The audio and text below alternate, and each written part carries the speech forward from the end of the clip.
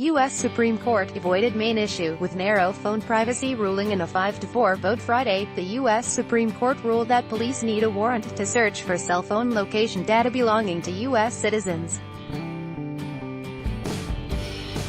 Chip Gibbons, legislative counsel at Defending Rights.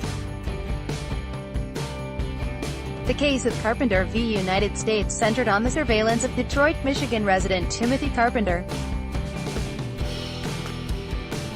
After a robbery in 2011, Detroit police began gathering thousands of data points from Carpenter's cell phone provider, eventually amassing 12,898 location points over the course of 127 days, all without obtaining a warrant from a judge.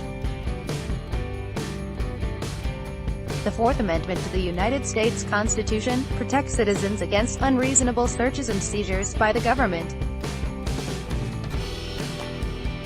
Therefore, before searching a person's home, for example, police have to establish probable cause before a judge, who then issues them a search warrant, or doesn't, if law enforcement fails to reach that standard.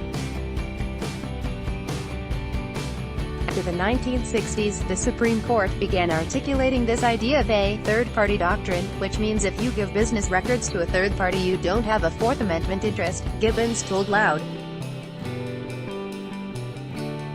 So they can go to a bank and subpoena your bank records because they're supposedly not your records, they're the bank records.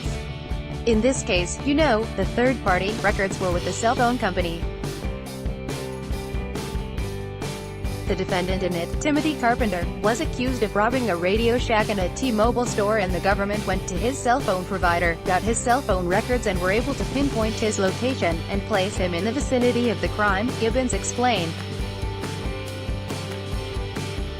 The government prosecutors said, you know, these are just third-party records, but the majority of the court, well, declined to overturn the third-party doctrine. However, the ruling is being seen as a victory for privacy advocates, as the court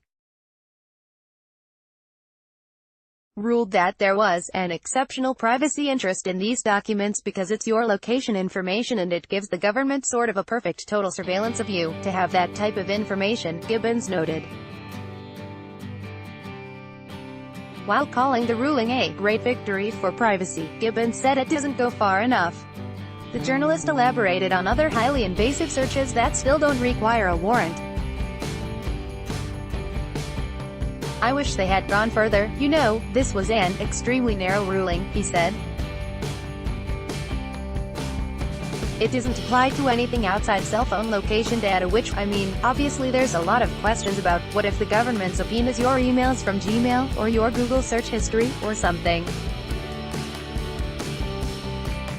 like that. It would be nice to have a decision that firmly puts that in the Fourth Amendment protected area, but the court likes ruling very narrow only and avoiding the main issue, Gibbons observed. In any case, the ruling opens the door to more positive rulings in mass surveillance cases, but it's not a slam dunk, he said.